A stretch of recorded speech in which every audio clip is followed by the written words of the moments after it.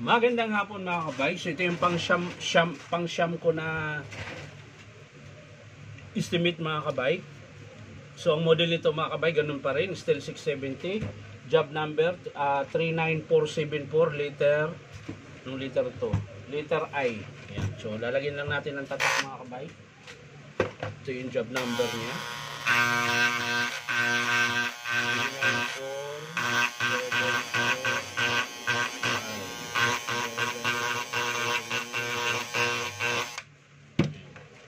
So nalagyan na natin ng tatak mga kabay. So ito, nakasaksak na rin po ito. Ayan. So yun lang natin. So ayan, ganun din po mga kabay. Wala din po siyang power. So syempre, bubuksan po natin.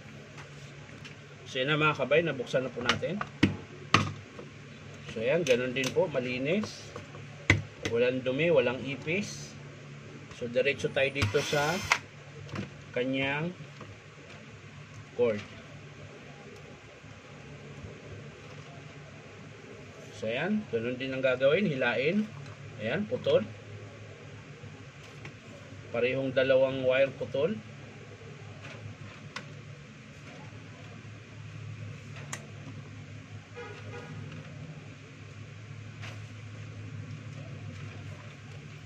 So sa mga gustong magpa-repair mga kabay, punta lang po kayo dito sa Powerman Hardware, 530 T. Alonso, Santa Cruz, Manila.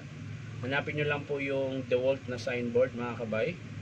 So napagitnaan pala kami ng Espileta Ongpin. Ayan, nasa gitna po kami. So yan mga kabay, kakabit na natin ulit yung kanyang cord. Ayan, siguraduhin lang natin na pumasok yung cord.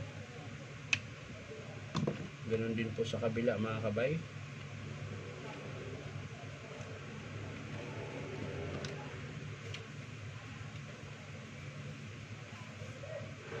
Ayan. So lagay na natin sa kanyang lagayan. At syempre yung cord protector, huwag kalimutan ang clamp para hindi po mabunot.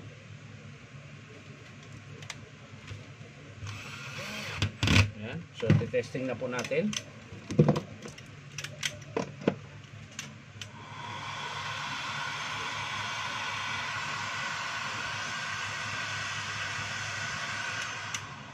So, ganun din siya mga kabay. Wiring lang din po ang sira. So, ang babayaran po ng customer nito ay labor lang po. So, isasara na po natin mga kabay.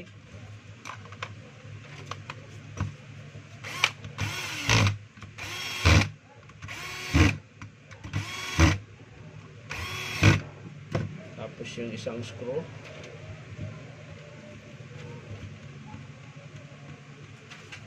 So ayan mga kabay, natapos na natin. So may last na lang yung re-repair natin sa heat gun.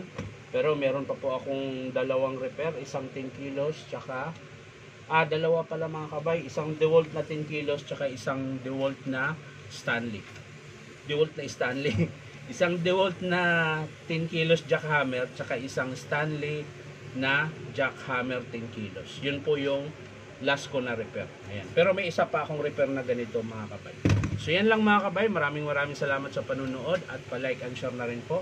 At syempre po baka naman pwede makahingi sa inyo na isang subscribe sa aking YouTube account na Inom Tabay. So maraming salamat mga kabay. Bye bye.